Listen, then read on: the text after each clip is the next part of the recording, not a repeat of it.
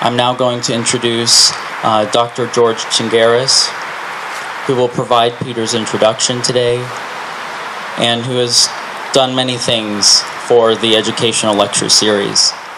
I'll try to be brief.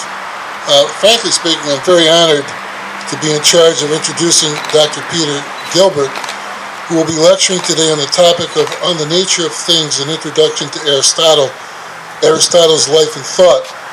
Dr. Gilbert has been the lead cantor, Protopapos Saltis, at St. Constantine and Helen Greek Orthodox Church in Cleveland Heights.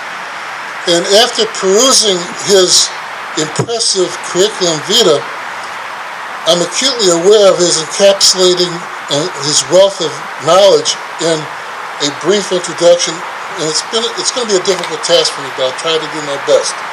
Today's lecture marks Gilbert's second appearance at the Greek Cultural Gardens. His first had a captivating discourse on Plato's Meno in July 2023 that was met with enthusiasm and sparking engaged discussion and gathering a positive review, and as you can see with all the number of people that are here today.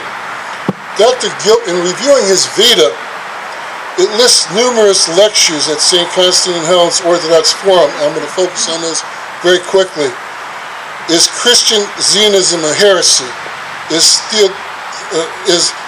Dorotheus of Gaza, the life and times of the prophet Jeremiah, the schism of 1054, the creation and the evolution. He's also lectured at other Greek churches on religious topics, including the Third and Fifth Ecumenical Councils. Dr. Gilbert has lectured at Hillsdale College on several occasions on John Bekos.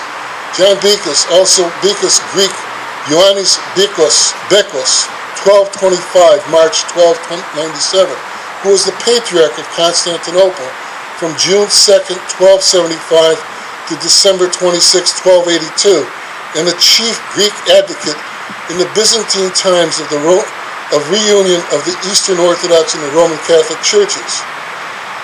So after reading all this, I said, well, who is this person? In sum, Dr. Gilbert received his doctorate from Catholic University of America in 1995 in the fields of patristics. His dissertation was on the theology and the theological poetry of St. Gregory of Nazianzus. I hope I'm pronouncing this correctly. Subsequently, for 3 years at the Orthodox Seminary, he subsequently worked for 3 years at the Orthodox Seminary in Albania, the Resurrection of Christ Theological Academy. After leaving Albania, he returned to the United States and he taught for 7 years at St. John's College in Santa Fe, New Mexico. He also taught briefly at Seton Hall University in South Orange, New Jersey, on world religions, and via internet at the Catholic University of Lviv on online Eastern Christianity.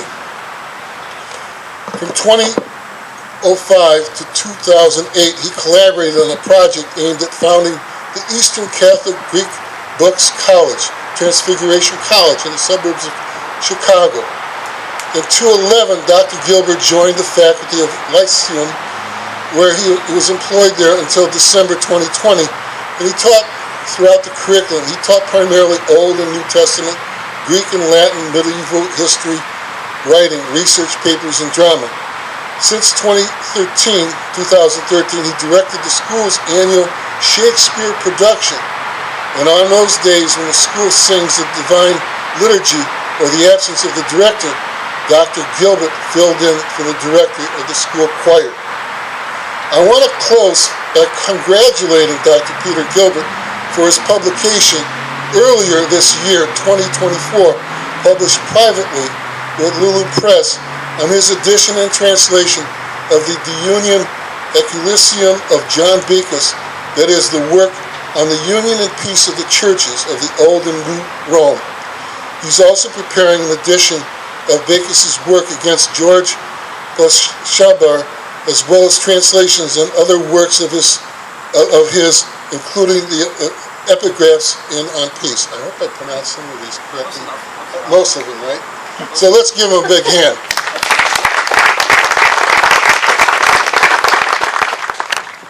thank you very much. I don't know what quite to say about all that, but I'm very honored to be sharing this event with Ted Theodore today, who, it occurs to me, is in some ways, I mean, he exemplifies in a certain sense what Aristotle is talking about in one of his books.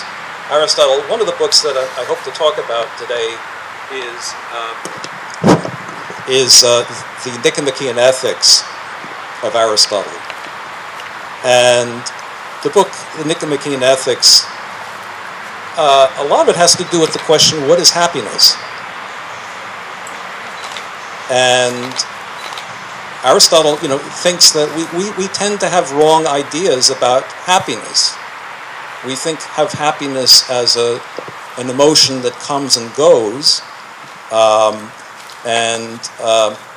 but that's not the way Aristotle really thinks about it. He thinks that happiness, first of all, it's an activity that it's an activity of a particular kind. He says it's an activity of virtue, and that could be translated also as excellence. And it's also, he says, that it's an activity of virtue that is lived through one's whole life. So I would say that actually Ted Theodore is a good example of that. He seems to me to be a man who has lived a successful life, not just successful economically, but successful spiritually, successful morally. And so it's an honor for me to be sort of sharing this event with Ted Theodore. And I just want to say that, first of all. This thing keeps slipping down. I don't know. I'm just going to hold it like that. That's easier. Let me hold on just a second. Let me put these things down here. So the title of this lecture is okay. If you want to do that, that's fine. That's fine.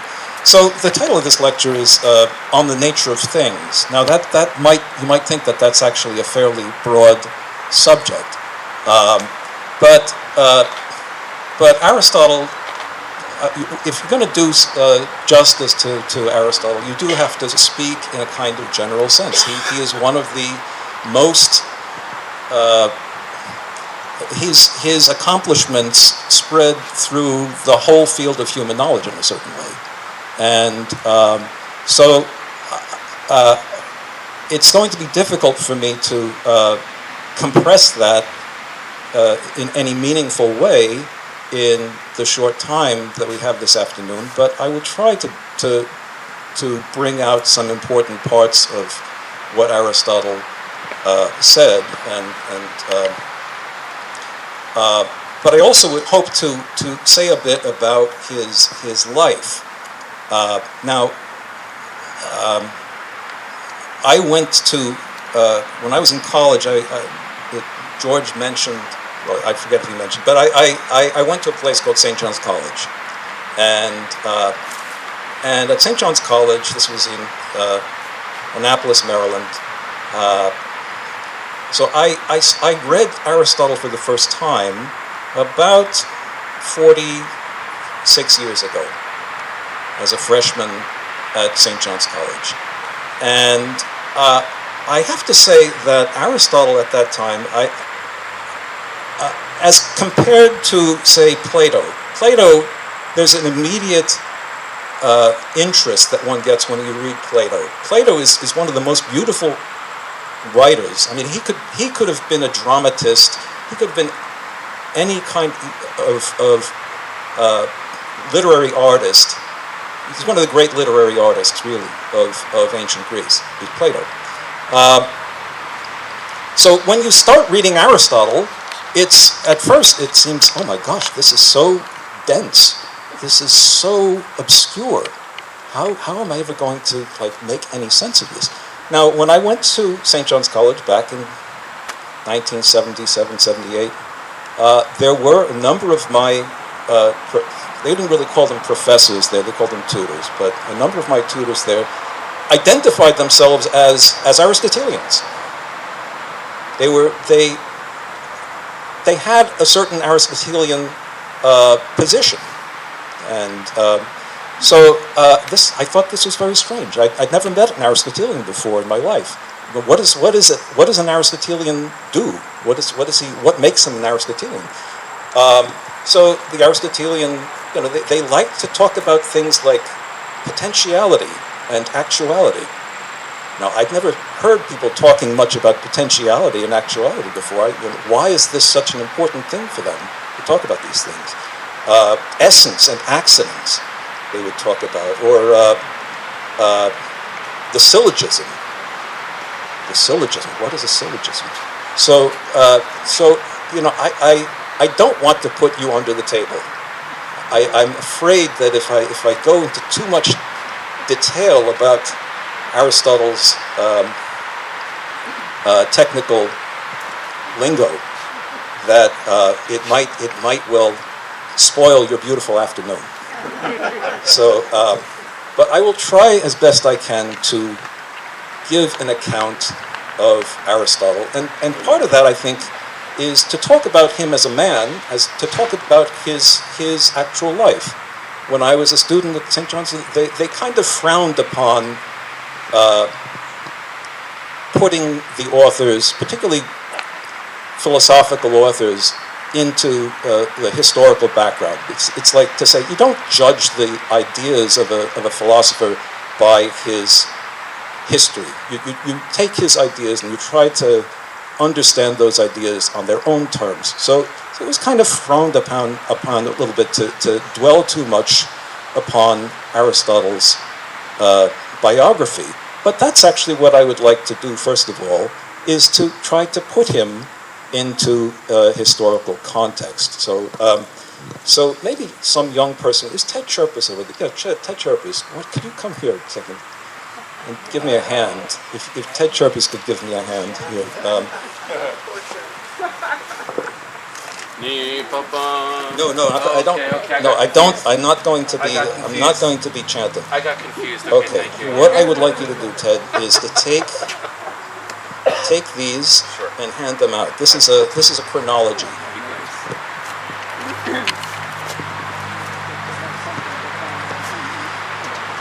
Okay, so Ted will hand out this sheet, 3 sheets really of chronology, and I'm sorry that it came out a little bit faint, but this I hope will give you some. I'll try to go through some of the things that are in this chronology, but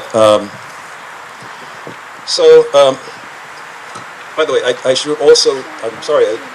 I do want to thank Lou Ferrangos and Jonathan Camburas and everybody really who has helped to put this thing together today, because I realize that this is a lot of work to make this thing happen. It doesn't just grow out of the ground.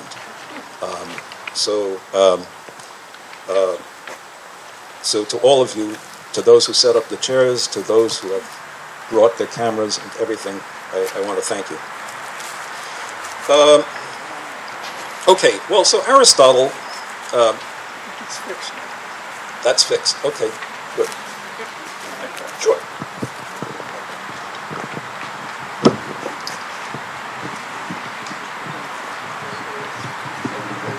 That's good. Coach again. Yep. Yes. That's good. Thank you. Hello? Okay. Okay, so Aristotle was born most likely in the year 384 BC. Now, there are different, pretty much everything we know about Aristotle we get from different people writing. He didn't write an autobiography or anything. So we get this information from different people. And in fact, some people, on one account, he might have been born maybe 8 years earlier, like 392 BC. And by the way, nobody counted backwards back then. They didn't say this is 392 BC or 384 BC. They were counting back then for the most part in Greece, they counted by Olympiads.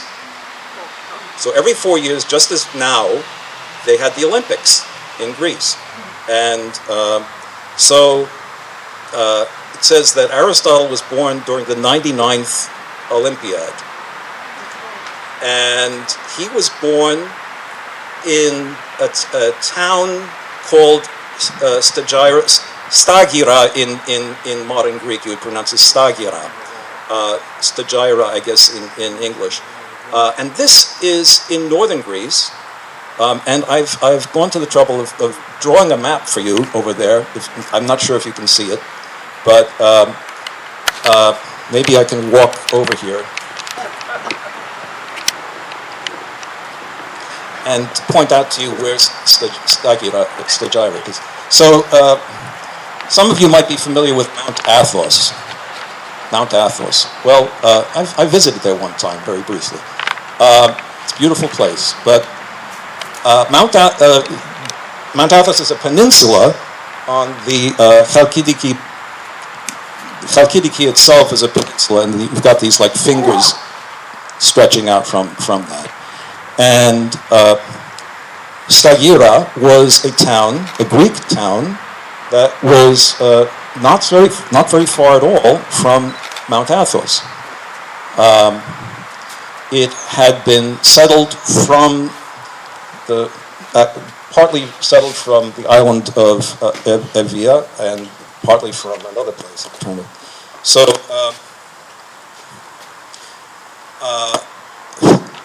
Aristotle's father was a physician, a doctor, and his name was Nicomachus. Okay. And it says that his father, he worked as a doctor for the king of Macedon, whose name was Amyntas II. And Nicomachus was what they called an Asclepiad. So in ancient Greece, there were legends about a great healer named Asclepius. And he was a semi-divine figure. His father was Apollo, and he had a human mother. And in ancient Greece, they had temples to Asclepius in various places. People, if they were sick, they would go and they would spend the night. They would stay overnight at one of these temples, and they would try to get a dream that would tell them, what you're supposed to do to get healed. So the Asclepiads were supposed to have been descended from Asclepius, and most of them were doctors. So Aristotle's father, that was his occupation. He was a doctor, and he worked for the king of Macedon. So there was this connection in Aristotle's family with the throne of Macedon. Okay, Macedon in those days was a sort of semi-Greek country, semi-Greek, semi-barbarian. It was it wasn't really the rest of Greece, this city-states proper. Didn't really consider Macedon as fully Greek in a sense. It was semi-barbarian. In a way, they had certain of the Homeric customs still. So anyway, that was where Aristotle's father worked. His mother was named Phaestis, and she, by some accounts, was also descended from Asclepius. And her family was originally from Chalkis in Evia, in that island off of the coast of Greece there. Aristotle had two siblings, a brother named Aramnistus and a sister named Aramisti. From his sister, he had a nephew named Callisthenes, who we hear about him during the life of Alexander the Great. Aristotle's parents died when he was actually young. We don't know exactly when they died, how long he lived with them while they were alive. It's possible that from his father he gained some medical knowledge, or that he gained, for instance, some expertise in dissection, for instance, that was supposed to have been something that they passed down from father to son among that family. So, so when his parents died, he was entrusted to a guardian whose name was Proximus. And we don't know a whole lot about Proximus. There is some accusation, I guess you could call it, that there was a period of Aristotle's youth that was somewhat misspent. I'm not sure what it said that he did, but this accusation is actually only made by Epicurus. You've heard of the Epicureans, perhaps. The Epicurean philosophy is that the goal of life is pleasure, basically. So you could sort of see why they might be wanting to badmouth Aristotle. And you only get this accusation from the Epicureans. So I don't think it's necessarily something to take too seriously. So when Aristotle was 17 years old, he went to college. He went to Athens. Just as most kids in America, they get to be 17 or 18, they go to college. A lot of them do. Well, Aristotle went to Athens, I think with the intention of studying at Plato's academy. Now, when he got there, it turns out that Plato was actually off in Sicily. That there was Plato had an offer from the brother-in-law, I think, or the brother-in-law of the king of Sicily. There was the Sicily, or Syracuse in Sicily, was governed by a man named Dionysius, and he was still pretty young. He was a kid, really, and so his brother-in-law wrote to Plato, asking Plato to give this kid an education, in virtue and government. So Plato thought, well, this might actually be an opportunity to try to get some of my ideas about the state to put them in practice. So he took up that opportunity. He went to Sicily. He made like 3 trips to Sicily. It was a very bad thing. It was a very bad idea that Dionysius was a very bad. He just, I think the last time Plato was there, he had to sort of escape at night or something. That they tried to hold him there. So, but when Aristotle came down to Athens from northern Greece, Plato wasn't there.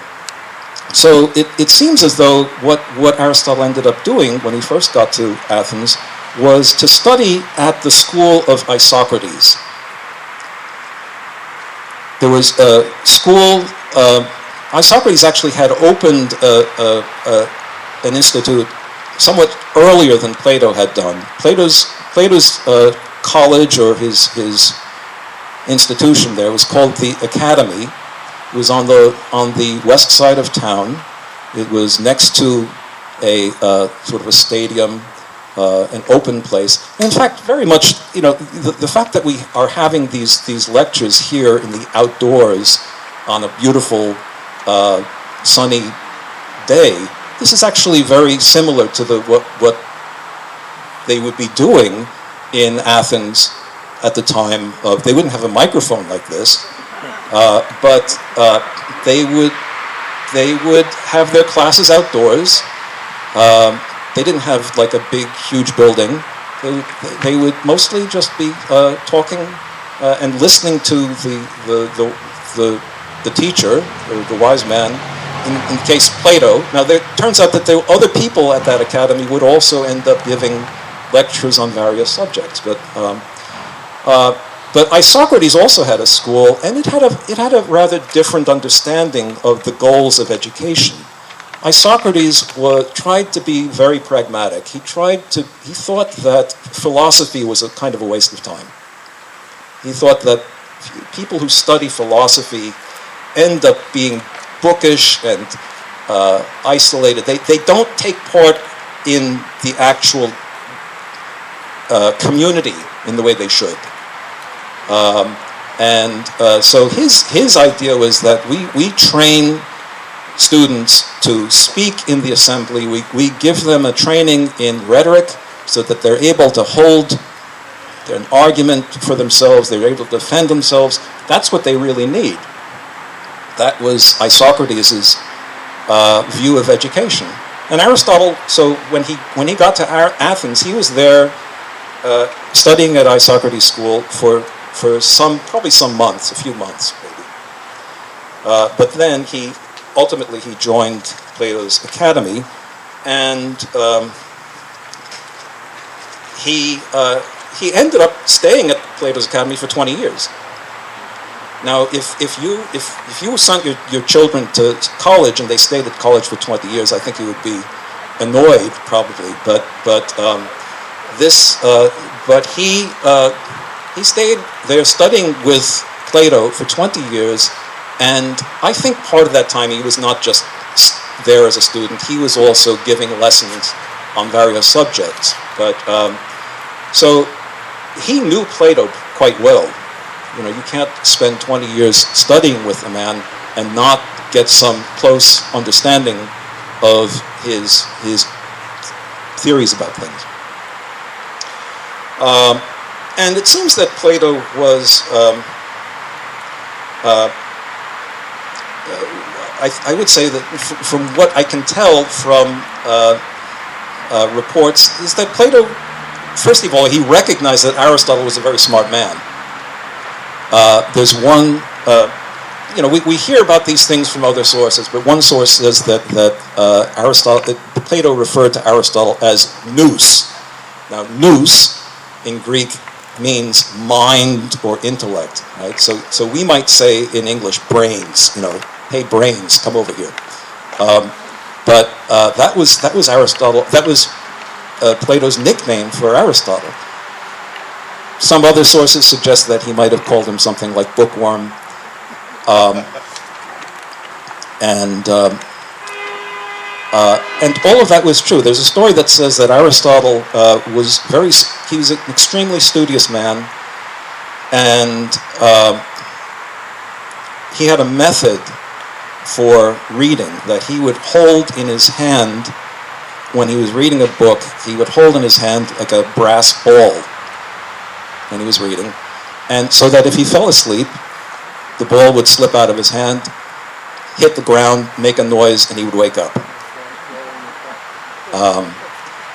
So he was serious. He was a serious student, and he loved to read. And I should also mention, now this is maybe going a little ahead, but later on in his life, he's said to be the first person, maybe the first person in Greece, but one of the first people to amass a library. That he had. He was such a collector of books that he had to devise his own system of classifying books. And in fact, when later on they founded the Library of Alexandria, that Aristotle's library, his own collection of books, that provided a kind of model for the librarians at Alexandria, how to do it, how to organize a library. So now our knowledge of Aristotle, mostly it's from the works of Aristotle that have come down to us. And unlike Plato, Plato, as I mentioned, is a beautiful writer, and we're pretty sure that we have pretty much all of Plato's dialogues intact. That they were so popular in the ancient world that there were many, many copies of them. They were so all over the place. People read Plato, and so they've come down to us in a pretty accurate state. We can't really say the same thing about Aristotle's works, and I should mention that.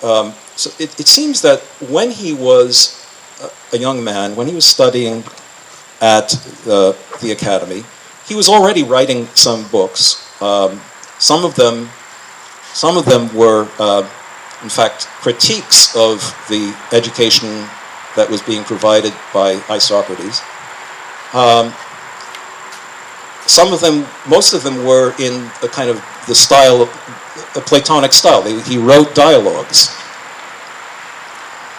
and these writings of Aristotle were widely read. In fact, for most of Aristotle's life and for the next couple of hundred years, those were the books that he was best known by, that people knew Aristotle by, were these early writings of his. He sometimes referred to them as his exoteric writings. Exoteric means like for the general public.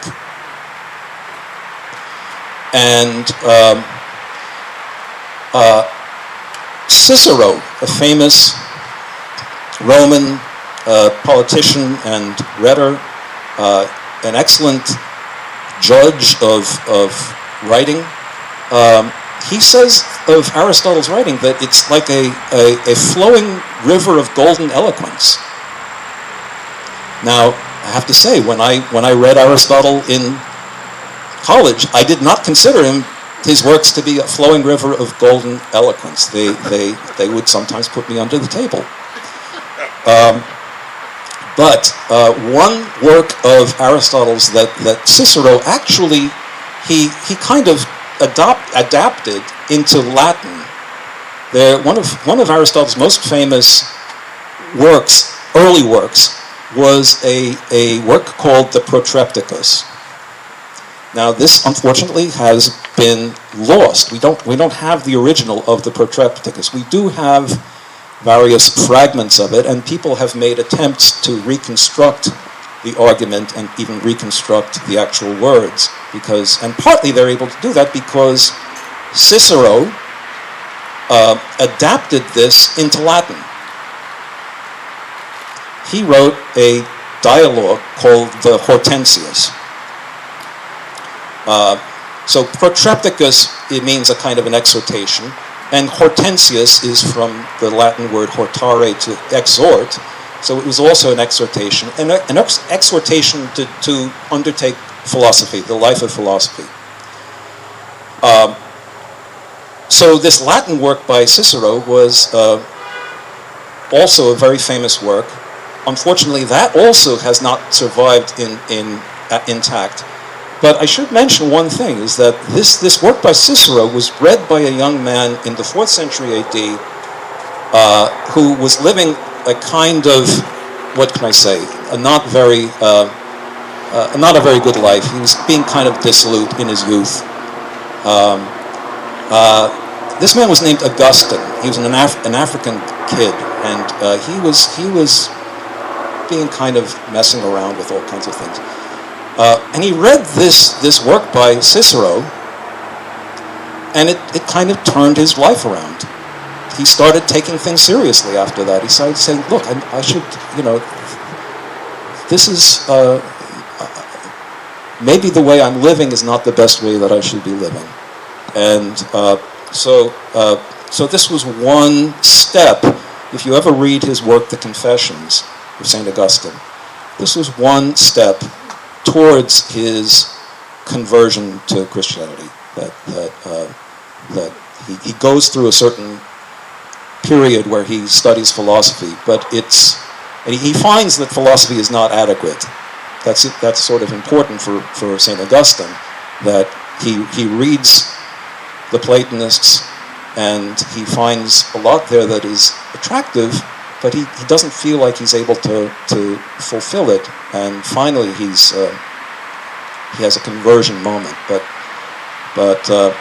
So I think it's really interesting that Aristotle, in a certain sense, played a role in the conversion of this young man, Augustine, who became Saint Augustine. Indirectly, he had that role. Okay, I should mention now that about 100 years ago, there was a German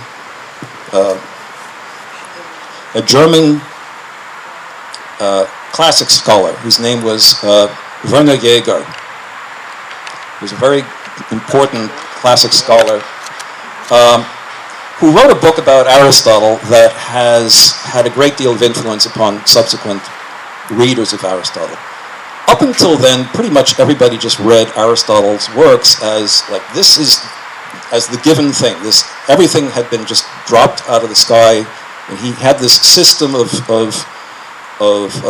understanding of things that just never changed. And Werner Jaeger looked at the fragments of Aristotle's early writings, and he came to the position that that's actually not really entirely true. That if you look at the early writings of Aristotle and you compare them to the later writings, you find a definite development, a definite growth in his position about things. And Werner Jaeger argued that Aristotle, when he was a younger man, was much more of a Platonist than he later became.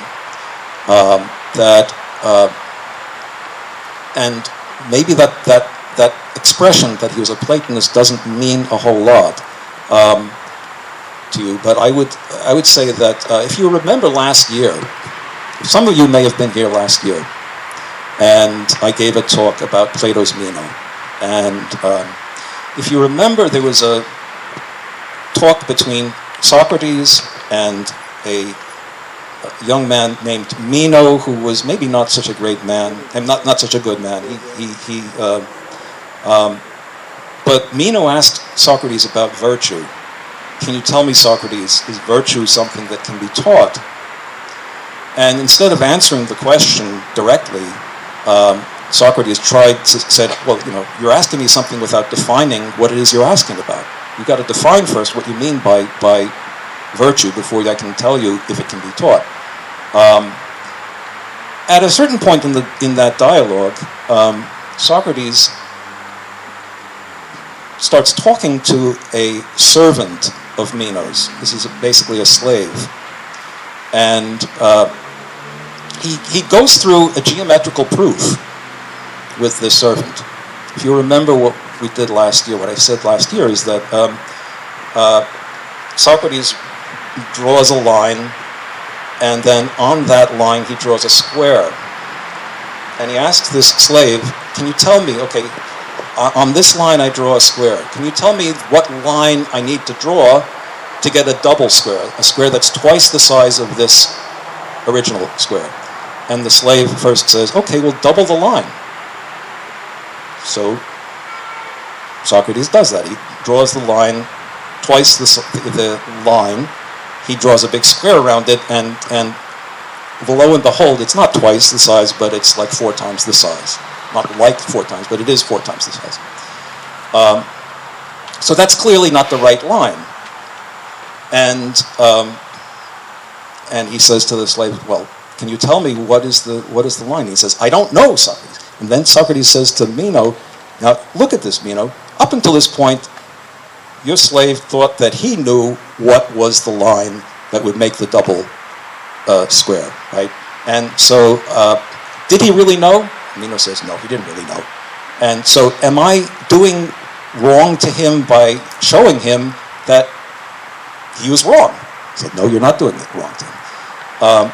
So, what then Socrates does is he kind of leads the slave to say, well, what if you were to connect like a diagonal line between these points here and there? So the slave says, okay, well, let's see what happens if you connect the diagonal. And what if you were to draw a square on that? And the slave does that. And so the slave realizes that if you draw the diagonal line on a square, you get a double square. And Socrates asks Meno, now, did I really teach him this? Or is this something that came from himself? Did I have to plant this knowledge in his head, or is this something that he actually recognized for himself? And if he did recognize it, when did he learn this? He must have known it like before. So it becomes for Socrates an argument for a kind of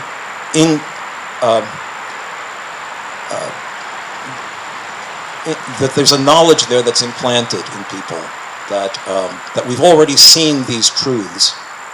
And by extension, I think Socrates thinks in the same way about things like virtue and goodness, that we have these ideas of virtue and goodness that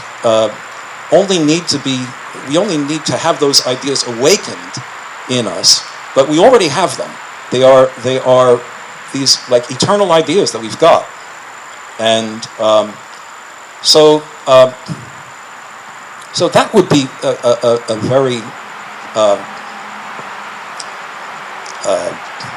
approximate and brief statement of one of Plato's main claims, is that there are ideas that are in some sense prior to our experience. In some sense, these ideas are eternal. You know, that we don't create the truths of geometry. They're there already. We can see them, but we don't invent the truth about the double square on the diagonal. It's there already. So when Aristotle was studying at the academy, I think in a way his early writings show more of this attitude towards philosophy, that more of a focus on the eternal ideas. Eventually, that kind of changed, and I don't know if you've ever seen there's a famous painting in the Vatican. I believe it's by Raphael, the Italian painter, but it's called The School of Athens, and it's kind of like, we've got in back here we've got all of these ancient people that are very wise, and it's a similar kind of thing. There are all these different philosophers, and they're standing in a place not very different from this. There's like a stairwell, and in the middle of it, there's Plato and Aristotle. And Plato is represented as an older man, maybe in his 80s or so, and Aristotle is standing. I mean, if we're looking at the painting, he's on Plato's. He's over here on Plato's. When you're looking at the painting, it looks like he's on the right, but if you're standing there, he would be at Plato's left. But he's probably in his 30s. But the most important thing is that Plato is standing there and he's pointing up, and Aristotle is standing there and he's pointing down. And now I think there's actually some very real. I mean, in a way, that's one of the best visual comparisons that you could make for the positions, the philosophical positions of these two writers, because Plato is trying to direct you to something that is eternal, something that is always the case, and that's in a way why he loves geometry so much, because the truths of geometry are in a way outside of time. They're always true. I see this butterfly really likes the lecture. It's fluttering around. The truths of geometry are kind of out of time, and Plato thinks that other things are that way too. That the things we recognize about goodness and virtue and God, all of those things are out of, they're eternally so. Aristotle, I think he does recognize that the truths of geometry are eternally the case. That he's not denying that there are some eternal things. But his focus is much more on what is here and now. How do we speak about what is here and now? In particular, he thought that Plato's philosophy neglects motion and change. That if you're going to be if you're going to do any kind of natural science, if you're going to study living things, you have to be able to give an account of how they grow, how they mature, what kinds of things that they do. And Aristotle thought, now, over time, I think Aristotle started to elaborate this view of things. But his view was that you really need to be able to spell out those things about change and growth. And a lot of his philosophy has to do with exactly that.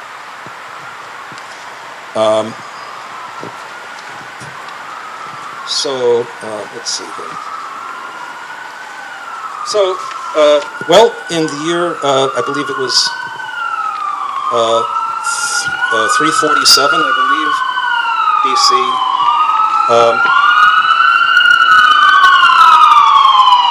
In the year 347,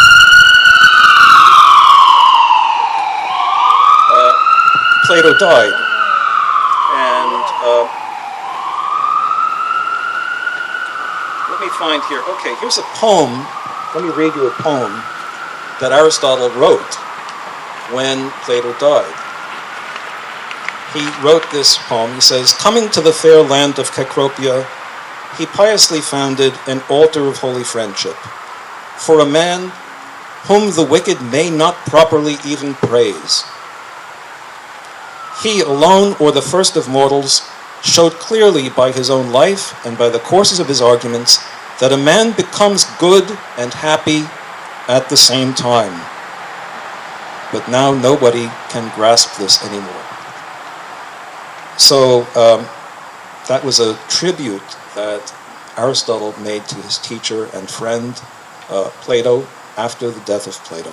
And but after Plato's death, Aristotle actually left Athens. And there are all kinds of people have different views as to why he left Athens. I think there's basically two explanations that are made.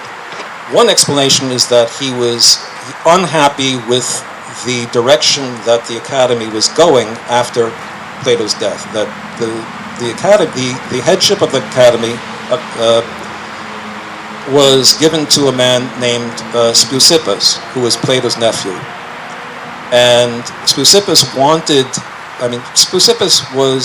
wanted to take the academy even more in a mathematical direction, even more like away, in a sense, from the physical world. And Aristotle was opposed to that. But there's also some evidence. Now, if you look at that sheet that I passed out, it mentions that there was an accusation that somebody later on made against Aristotle that he may have actually been communicating with the king of Macedon at this time, when there were there was a battle where between Macedon and Athens. So there was some claims that were made that Aristotle was collaborating with the enemy. So it's possible that accusations of that kind were already being made. There were people in Athens at the time who were very much opposed to Macedon. Demosthenes, the famous orator, was one of them. And so Aristotle, as he wasn't really Macedonian, but he had close connections with the kings of Macedon. So this might be one reason why he decided to leave. And he had an invitation from a friend of his named Hermias. And Hermias he had been at the academy. He was now the tyrant or non-hereditary king of Atarneus in Asia Minor. So again, if I go over here, here is, we've got Athens over here and Asia Minor. So Atarneus was a city on the coast of Asia Minor, right opposite of Lesbos. And this ruler of Atarneus was so enthused about what he had learned at the academy that he had his own plans to start like his own little academy nearby. So nearby there was the town of Assos, and he asked Aristotle to come and teach at Assos. And so Aristotle took up that offer. He went to Asia Minor. Now Asia Minor at this time, although there were Greek cities there, they were under they were part of the Persian Empire technically.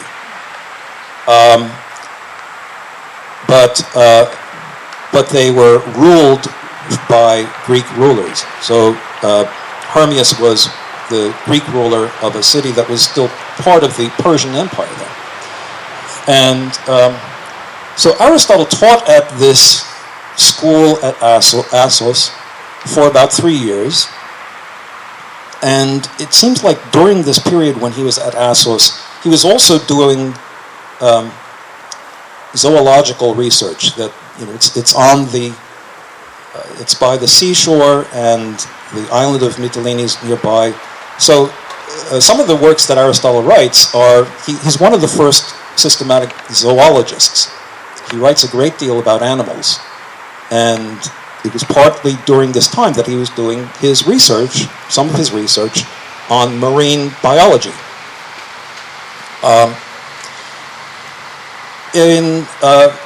So that was, I guess, 347. So 344, he left Assos. He went to Mytilene. He was still doing some research in marine biology. He met a man named Theophrastus, who ended up being a very close friend and collaborator of his. Theophrastus was, in a way, he was like the first Aristotelian after Aristotle himself. That he, if Aristotle mostly did his biological research on animals, Theophrastus was the first botanist. He wrote great works on plants. And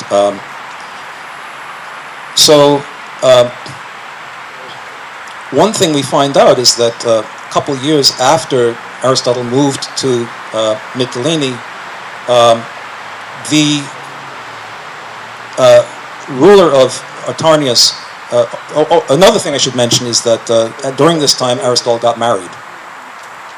So he married the adopted daughter, or could have been adopted. It could have been the niece, but he married the niece or adopted daughter of Hermias, the ruler there. And apparently the marriage is a very happy one, and they had a daughter who was also the wife was named Pythias, and they had a daughter who was also named Pythias.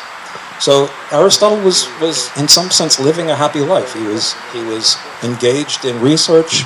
He got married. He had a kid. What ended up happening a couple of years later is that Hermias was at a dinner with the representative of the king of Persia, and he was betrayed, and he was arrested, and was taken to the Persian capital and was tortured and executed. And the accusation that was made against him was that he was involved in negotiations with the king of Macedon. At this time, the king of Macedon was Philip II. And the accusation was that they were negotiating to have a pan-Hellenic league that all of the Greek cities would be getting together to throw off the Persian domination. And the Persians got wind of that, and they got rid of Hermias. Now, it's possible. Now, I mentioned the German scholar named Werner Jaeger. He thinks that there may well have been some truth about that accusation, and he actually thinks that Aristotle may have been the go-between between Hermias and Philip. He certainly had connections with both of them. But around this time, Aristotle actually got an invitation from the king of Macedon Philip, to come to Macedon, to Pella, the capital there, and serve as a private tutor to his son. Now, you may have heard of this son of his. His son was called Alexander.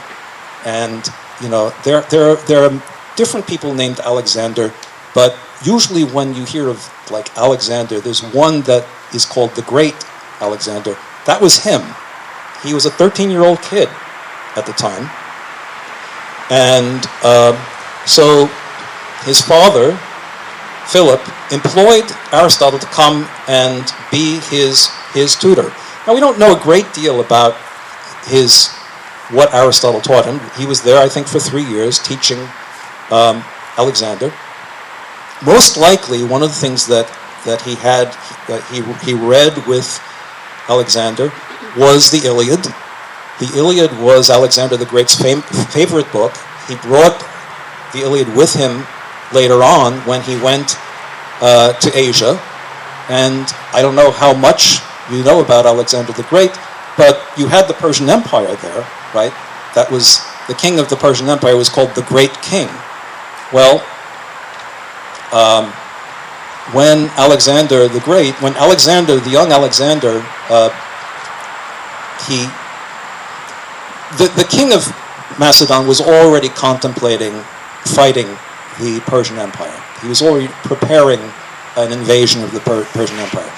He was assassinated, and his son Alexander became king of Persia. I think he was, I forget how old he is, but couldn't be more than like 20 years old or so.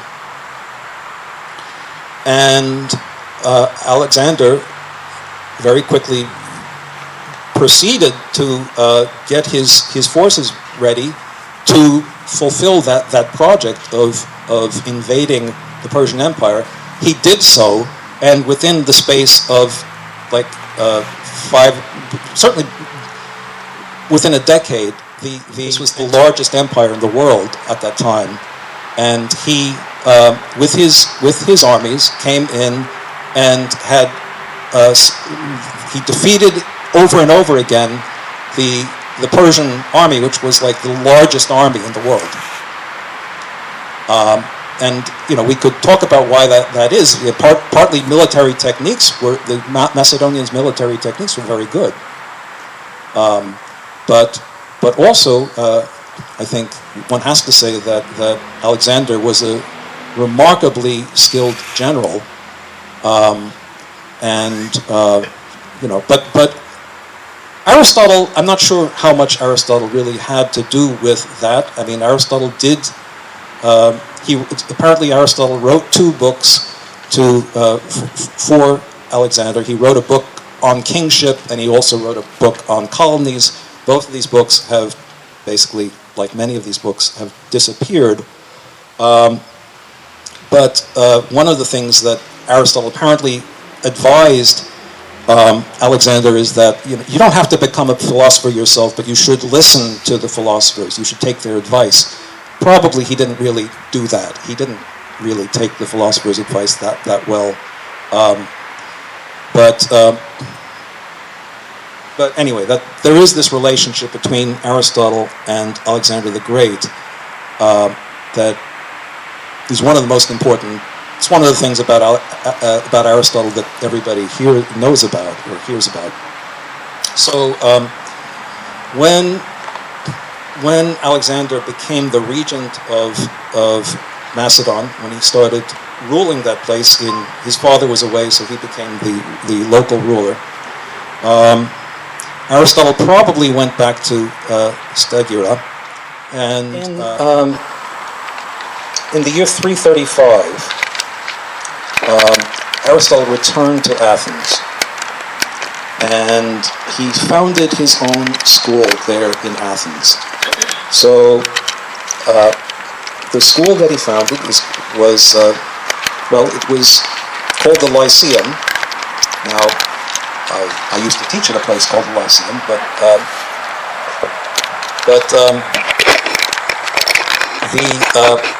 the school was on the east side of Athens, outside of the walls of Athens. It was sort of in the eastern suburbs of Athens. And like the academy, it was on the grounds of a gymnasium. There was an outdoor racetrack, and there was a temple nearby dedicated to Apollo Lycaeus, Apollo the wolf god. That was the local temple there. And Aristotle, because he was not an Athenian himself, he was from Stagira, he couldn't own property in Athens. That was the laws there. He was what they called a metic. And but he rented a place next to this gymnasium, and he gave lectures there. He taught there for the next 12 years or so.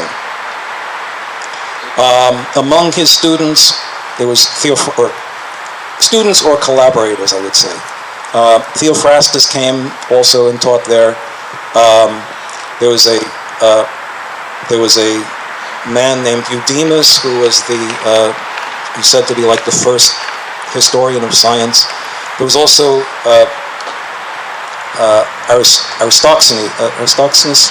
There was a man who was one of the great writers on music back then. He was also at that school. And they would call the students, the people there were called peripatetics. So in Greek, the word peripato means to walk around, to go, to walk. And this term, the Aristotelians got to be called the peripatetics. It might be because Aristotle had a habit of walking around when he was giving lectures, or it might be that there was a walkway, a peripatos, where he gave his talks. But that was the name that kind of stuck there while Aristotle was teaching. So one of the things that we learn is that he would give his students lectures on philosophy in the morning, and then in the afternoon he would give more talks to the public, talks on general issues that would be more interesting to the general public. Sort of like I'm doing right now. It's the afternoon, it's a beautiful day. He would do sort of like that. He would talk in the afternoon about general things.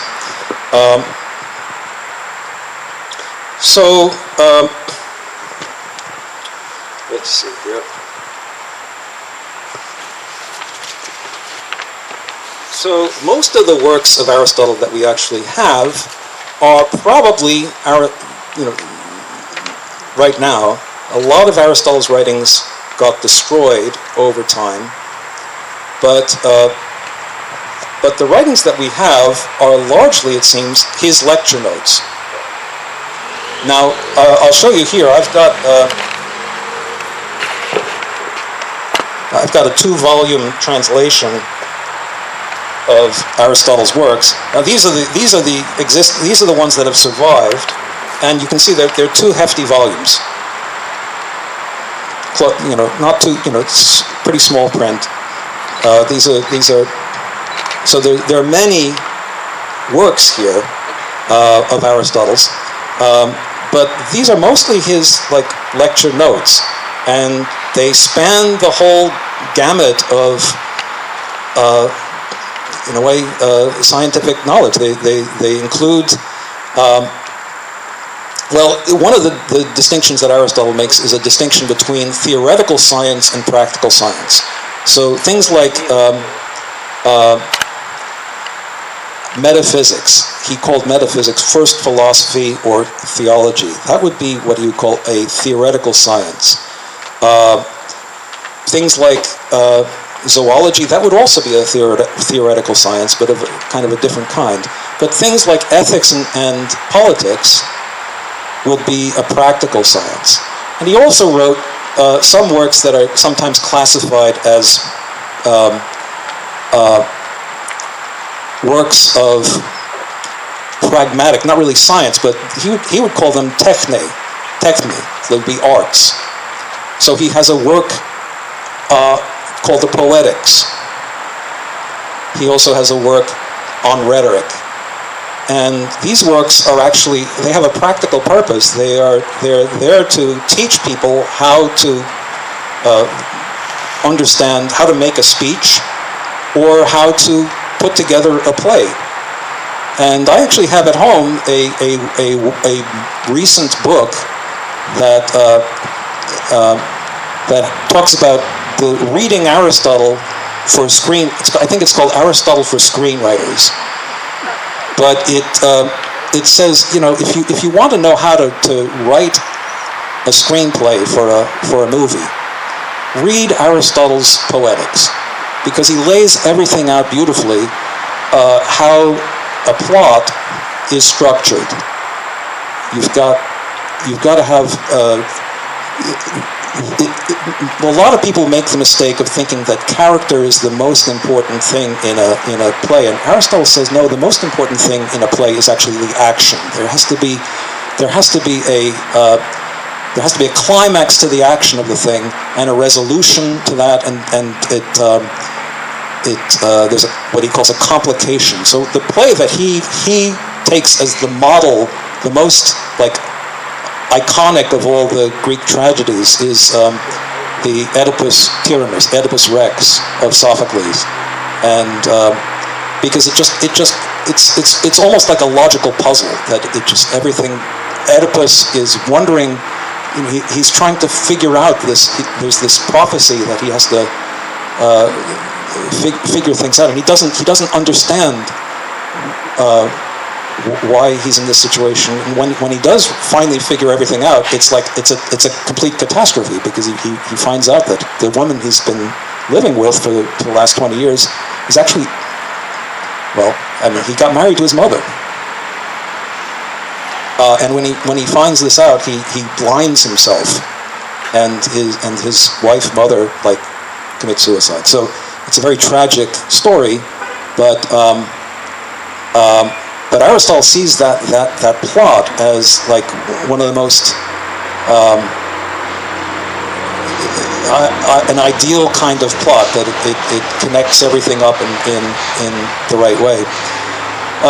So anyway, I just wanted to point out that there's a lot of stuff here now, but apparently this is only a small portion of what actually Aristotle wrote, and most of these are lecture notes that Aristotle made for himself or for his school.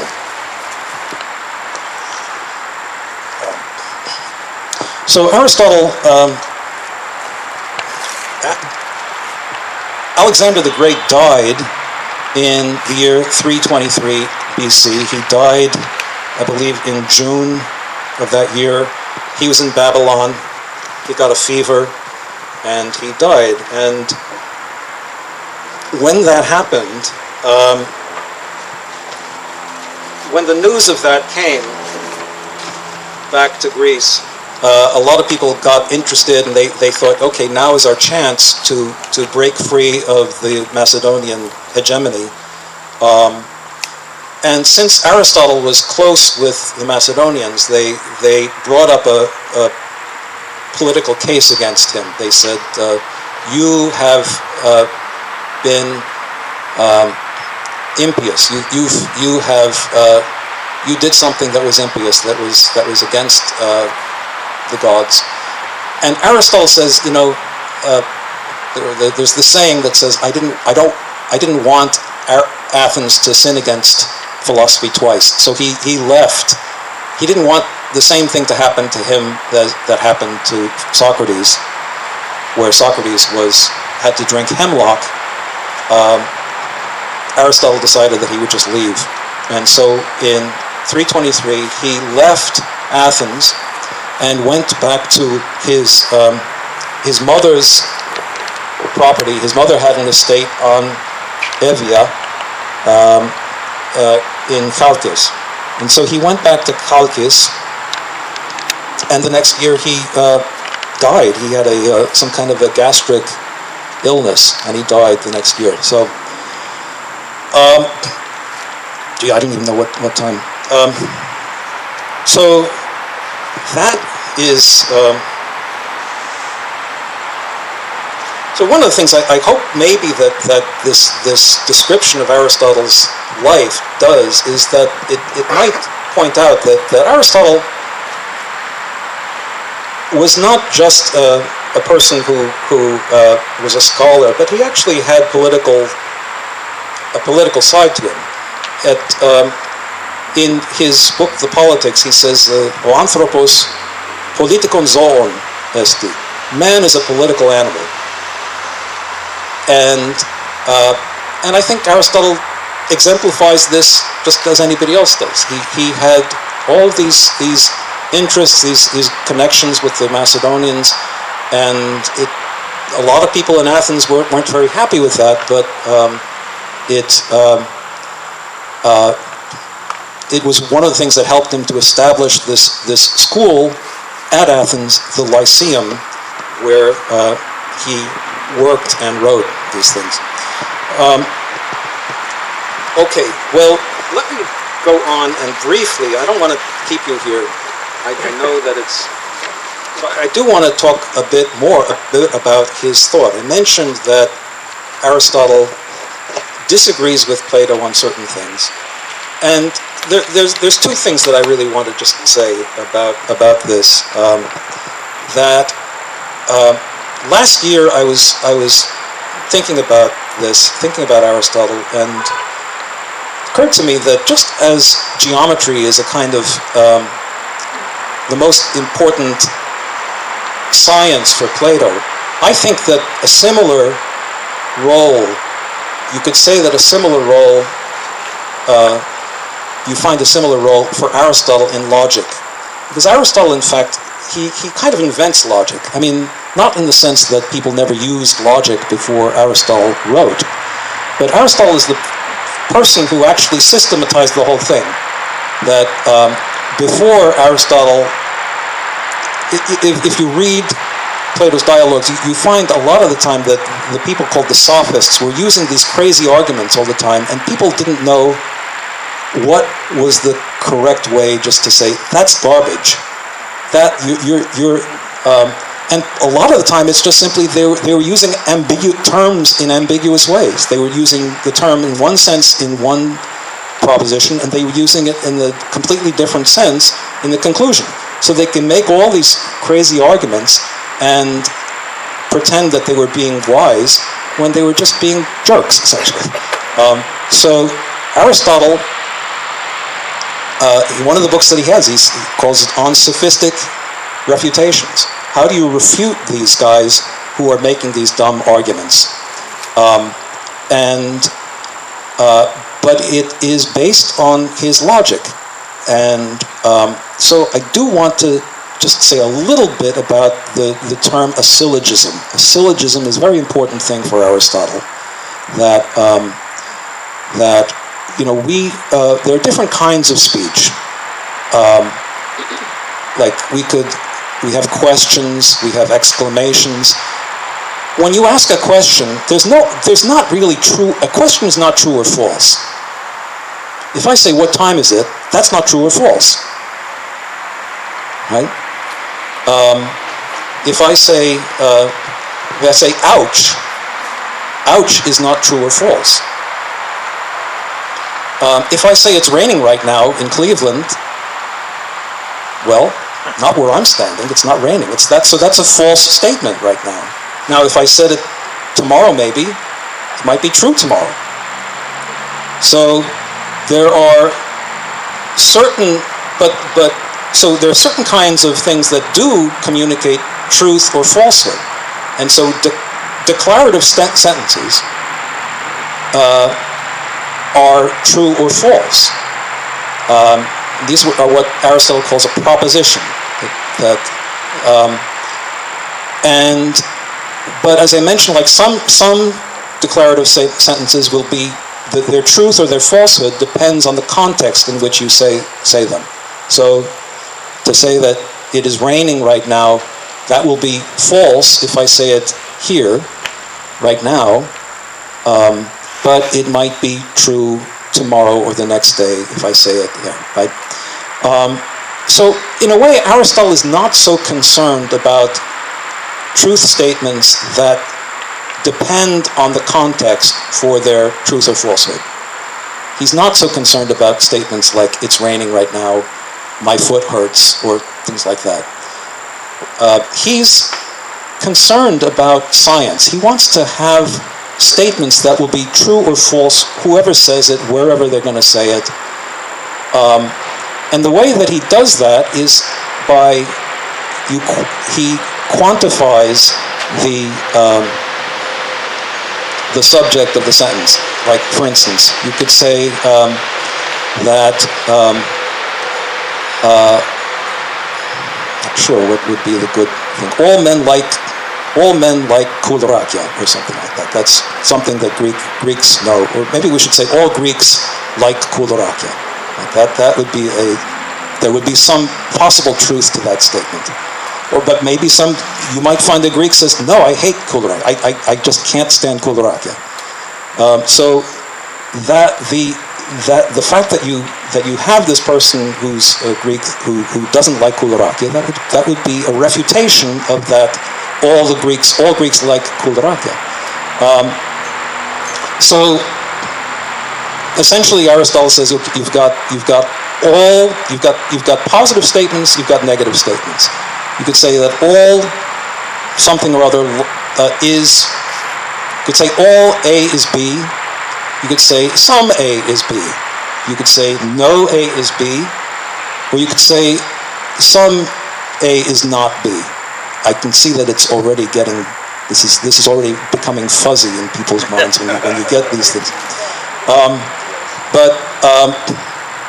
So he puts together like what he calls a square of opposition, and you can see that some of these contradict each other, some of them do not contradict each other. And this forms sort of the basis of his, what he calls his syllogistic. That so the classic example that he gives is that all men are rational.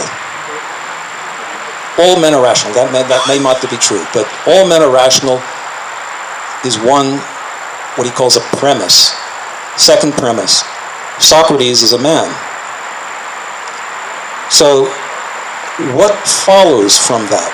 If all men are rational and Socrates is a man, what do you conclude from that? Socrates is rational, right?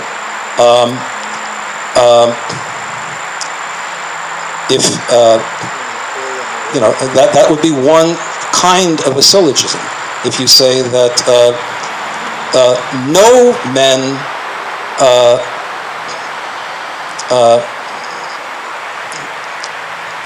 what can we say? No men have gills, like fish, right? Well, then if Socrates is a man, he doesn't have gills, right? So there's a whole. You can set them out mathematically what the forms are of a valid syllogism, and Aristotle does this. He's got his work. Prior Analytics does this, and it's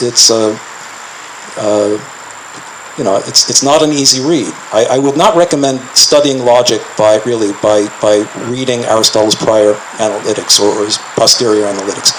There's other works that are for an introduction, I think, are better, but. So this is what we call, now this is a particular kind of logic, this is what you call deductive logic. Deductive logic starts from two premises and draws a conclusion. There's another kind of logic that starts with your experience of things and tries to draw from your experience a universal premise. That's what's called inductive logic. To start from your experience of different things, and then to move from that to statements about that you can say in general. So if I am here and I see that everybody is drinking coffee or something like that, well, I might conclude from this that all people like coffee. Right? Now, this might only be true of the people in this audience. right? So there's a difficulty about induction that is not there with deduction, but this is part of what Aristotle is doing in his logical works. And the thing that it struck me is that unlike geometry, logic deals with particular things. It deals with the natures of things in the world in a way that geometry doesn't. Geometry deals with figures. It deals with shapes, things like that.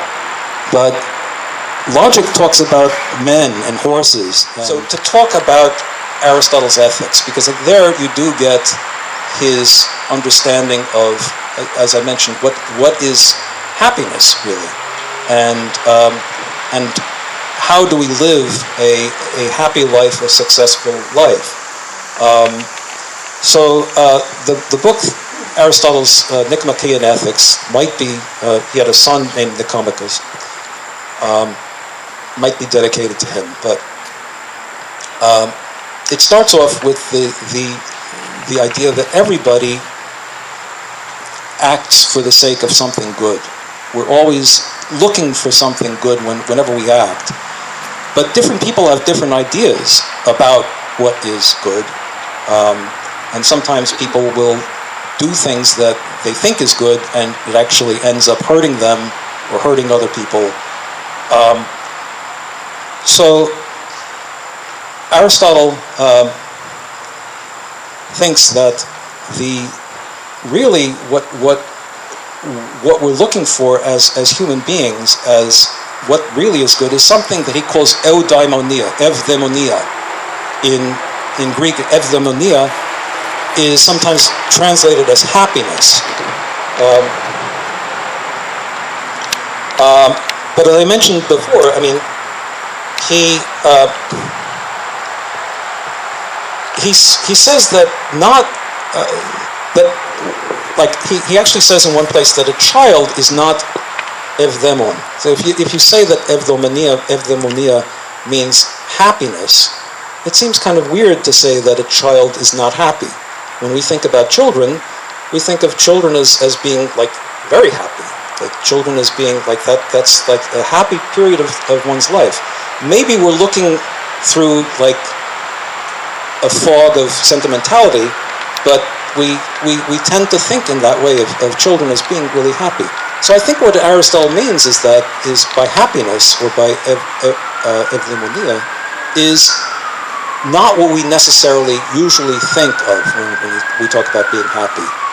And as I mentioned before, I mean, he's talking about, first of all, something that is with your whole life, and it is an activity that has to do with what he calls virtue, or areti in Greek, being good. And most of the book, the Nicomachean Ethics, talks about what virtue is, how do you recognize it. One of the things he says is that one of the signs of virtue is that it tends to be, virtue is a mean between certain extremes. So for instance, like the courageous person, if you take the example of courage, the person who's always going around looking for a fight, who's always, who's just itching, he's like getting into trouble all the time, that person, Aristotle says, is not courageous. He would say that he would describe that person as rash. He would also say that the person who never will stand up for himself, the person who is always staying away from conflict of all kinds, that person is also not courageous. That person is showing some kind of cowardice. But the person who will stand up for himself when it's necessary to do so, or will stand up for what he believes is right,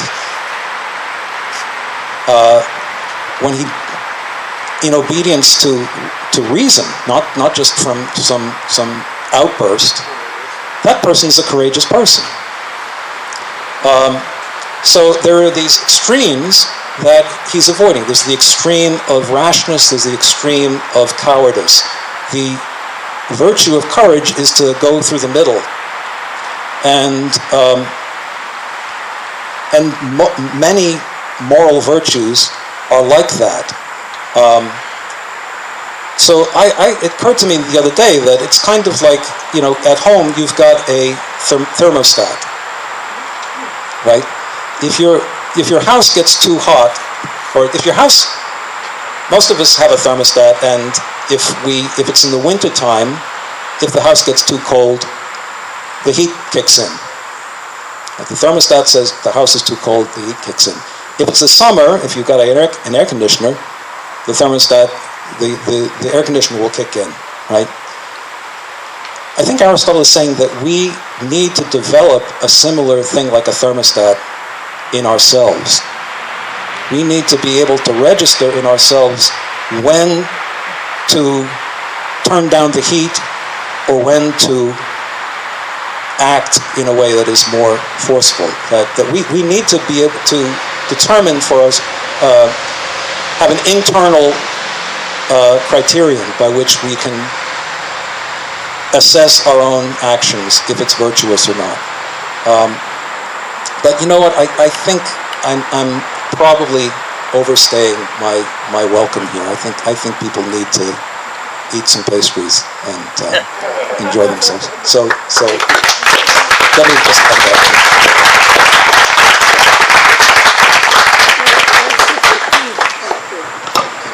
I don't know if that answers your question. It does not, but thank you.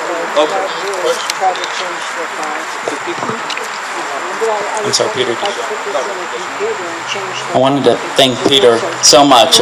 Can we give him a huge round of applause, please?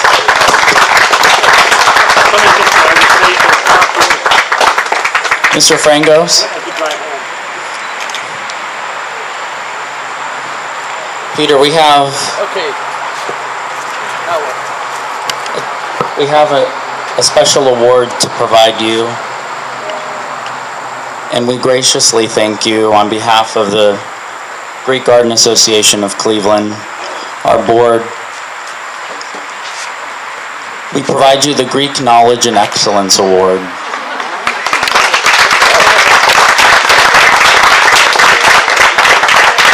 We truly appreciate everything that you've done for this lecture and the previous one, and you really have spearheaded this educational series alongside the additional members of the committee. So thank you so much.